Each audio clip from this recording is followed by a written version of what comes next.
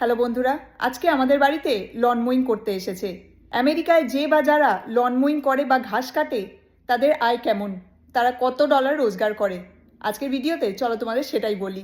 ওই যে দেখো, যে কোম্পানির থেকে লন মোয়িং করতে এসেছে ওনারা ওনাদের ট্রাক আমাদের বাড়ির সামনে পার্ক করেছেন। আর ট্রাকের সাথে লাগানো ট্রেলারটায় মোয়িং বা ঘাস কাটার সব মেশিন এবং যাবতীয় জিনিসপত্র রয়েছে।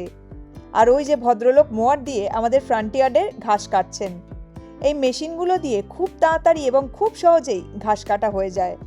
যেহেতু মুজরিতে এই স্প্রিং সামারে প্রচণ্ড বৃষ্টি হয়, তাই এই সময় প্রতি সপ্তাহে একবার করে ঘাস কাটতেই হয়।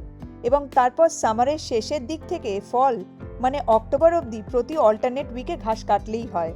তবে ঠান্ডার কারণে নভেম্বর থেকে ফেব্রুয়ারি অবধি লন মোয়িং করার কোনো প্রয়োজনই পড়ে না। আমাদের বাড়ির লন মো করতে দুজন ভদ্রলোক আসেন। একজন ঘাস কাটেন আর অন্যজন এজ স্ট্রিমিং মানে সাইডের ঘাস স্ট্রিম করেন এবং 15 থেকে 20 মিনিটের মধ্যেই সারা বাড়ির ঘাস কেটে ফেলেন। পার কাট মানে সপ্তাহে একবার লনমো করার জন্য ওনারা $45 চার্জ করেন, মানে আইএনআরে অ্যাপ্রক্সিমেটলি ওই 4300 টাকা মতো হবে। আমেরিকায় যারা লন মোয়িং করেন তারা পার মোয়িংয়ের জন্য অ্যাভারেজে $30 থেকে $60 চার্জ করেন। টাকার অ্যামাউন্টটা ডিপেন্ড করে লনের সাইজের ওপর। মানে মান্থলি এনাদের অ্যাভারেজ ইনকাম হলো ওই $4000 থেকে $8000, মানে আইএনআরে ওই 4 লাখ থেকে 8 লাখ টাকা মতন। ঘাসটা দেখো একটু আগেই কেটে গেল, আর ঘাস কাটার পরে বাড়ির লনটা দেখতে কি সুন্দর লাগছে। ঘাসটা যদি রেগুলারলি কাটা হয় তাহলে বাড়ির ফ্রন্টিয়ার আর ব্যাকইয়ার্ড দেখতে ভীষণ ভালো লাগে। আজকে তোমাদেরকে আমাদের বাড়ির এই সাইডটাই নিয়ে এলাম। এর আগের একটা ভিডিওতে তোমাদেরকে বাড়ির ওই সাইডটা দেখিয়েছি, তাই ভাবলাম আজকে আমরা যখন বাইরে এসেছি আমাদের বাড়ির আরেকটা সাইড তোমাদেরকে দেখাই। ওই যে বিদ্যুৎ ওখানে কি খুটখাট করছিস, এইটা হলো আমাদের ব্যাকইয়ার্ডে ঢোকার আরেকটা এন্ট্রি। এই যে দেখো এখানে গেটটা প্রবলেম করছে আবার নাকি। আর দুদিনের মধ্যেই এখানে সামার চলে আসবে, 20 তারিখ থেকে সামার শুরু হচ্ছে। আর বিদ্যুতের মুখের হাসিটা একবার দেখো। এই হাসিটার পেছনে কিন্তু বিশাল বড় একটা কারণ আছে। 5 বছর বাদে বিদ্যুৎ সামারের শুরুতে এইভাবে হাসছে। সামার আসার আগে আগে বিদ্যুতের মনে প্রচুর দুঃখ থাকে, ও কিন্তু এইভাবে হাসে না। প্রায় 5 বছর বাদে সামারের শুরুতে বিদ্যুতের এই চওড়া হাসির কারণটা সবাইকে বলি। আমরা এই বাড়িতে আসার পর থেকে আমাদের ফ্রন্টিয়ার বলো, ব্যাকইয়ার্ড বা সাইডে যা সব ঘাস আছে, এই ঘাস কাটিং কিন্তু সবসময় বিদ্যুৎই করে। আমাদের বাড়িটা তো পাহাড়ি এরিয়াতে, দেখো পুরো ল্যান্ডটাই স্লোপি, কোথাও উঠে যাচ্ছে কোথাও নেমে যাচ্ছে। তো এইরকম অবস্থায় ঘাস কাটতে না বিদ্যুতের পুরো অবস্থা খারাপ হয়ে যায়। আমাদের ঘাস কাটার ভালো মেশিন আছে, পুরো অটোমেটিক ওটা চলে, কিন্তু তা সত্ত্বেও মানে এতটা তো ঠেলতে হয়, প্রেসার দিতে হয়, তো ওটা খুব মানে কষ্টকর। স্প্রিং এর শুরুতে যেহেতু এখানে প্রচন্ড ভাবে বৃষ্টি হয়, সেই বৃষ্টি সামারেও কন্টিনিউ করতে থাকে, সেজন্য ঘাস যে কিভাবে বাড়ে, মানে একটা সপ্তাহ যদি না কাটা হয়ে যায় এত উঁচু হয়ে যায়, দেখতে তো বাজে লাগেই, তার সাথে এইচও এর থেকে কমপ্লেন চলে আসে। এই ঘাস কাটার জন্যই বিদ্যুৎ সামার এলে পরেই ওর মনে প্রচন্ড দুঃখ হয়ে যায়, কারণ ঘাস কাটতে প্রচন্ড কষ্ট হয়। এখন ব্যাকইয়ার্ডে আসতে দারুণ লাগে।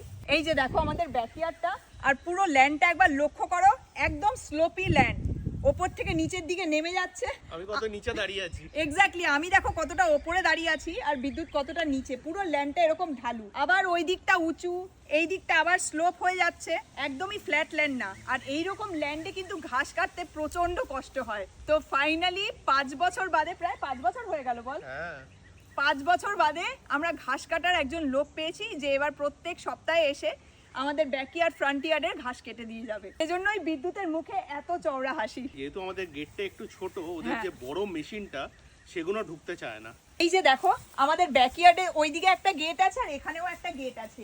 আমাদের গেটের যা সাইজ সেটা কিন্তু নর্মাল সাইজের থেকে অনেকই ছোট, এবং সেজন্যই কোনো কোম্পানির গ্রাস কাটিং এর মেশিন এখান দিয়ে ঢুকতে চায় না। হ্যাঁ, এই গেটটা হচ্ছে 42 ইঞ্চ, বেসিক্যালি ওদের মেশিনটা হয় হচ্ছে 46 ইঞ্চ, মানে আরেকটু চওড়া, তো সেই জন্য এখান দিয়ে ঢুকতে পারে না ওদের।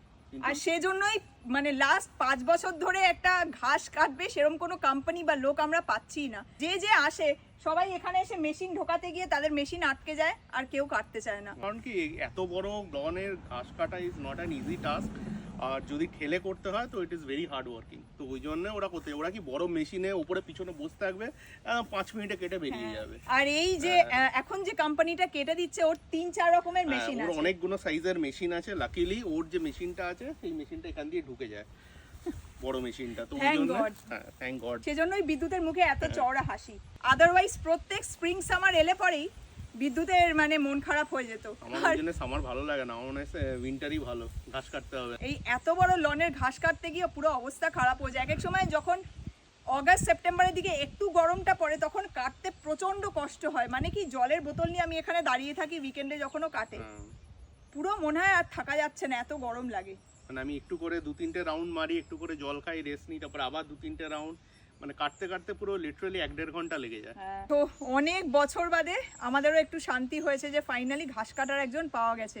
এই গেটটা লাগিয়েছে, যারা লাগিয়েছে তারাই ভুল করে লাগিয়েছে, কিন্তু আমরা তখন রিয়েলাইজ করিনি দেখে আমাদের আর বলা হয়নি। তখন অত মাথায় ঢোকেনি যে এই প্রবলেমগুলো হতে পারে, তখন এরা ঠিক আছে চলো গেটটা লাগাচ্ছে, ওরা বললো যে স্লোপের জন্য বড় গেটটা লাগাতে পারবে না, কিন্তু তখন আমার ওদের সাথে ফাইট করে বলা হয়েছিল অন্য কি অপশন আছে, অন্য কোনো রকমের গেট, বা এই গেট না হয় যদি অন্য কোনো থাকতো, সেগুলো যদি আমরা অপশনটা এক্সপ্লোর করতাম তাহলে আরো বেটার হতো, তাহলে আর এই প্রবলেমটা হতো না।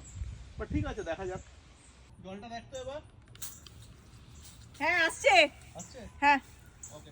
আমাদের এখানে এখনো গরম পড়েনি, ওয়েদার ভীষণই প্লেজেন্ট, কিন্তু যেহেতু এখন সামার ঢুকছে সেজন্য বিদ্যুৎ জলের পাইপগুলো সব অন করে দিল যাতে এখন ঘাসে আর গাছে জল দিতে কোনো অসুবিধা না হয়। উইন্টারে যেহেতু এখানে প্রচণ্ড ঠান্ডা পড়ে সেজন্য প্রত্যেক বছর উইন্টারের আগে আগে আমাদের বাইরের সব জলের কানেকশন বন্ধ করে দিতে হয় যাতে পাইপ না বাস্ট করে যায়। কারণ পাইপ বাস্ট করে গেলে তখন আবার আরেক কেলেঙ্কারি, তখন পুরো ফ্লাড সামলাতে হবে। হ্যাঁ, আবার সামার আসার আগে আগে কানেকশনগুলো বাইরের অন করে দিলে পরে তারপরে আবার গাছে ঘাসে এরপরে জল দিতে আর কোনো অসুবিধা হবে না।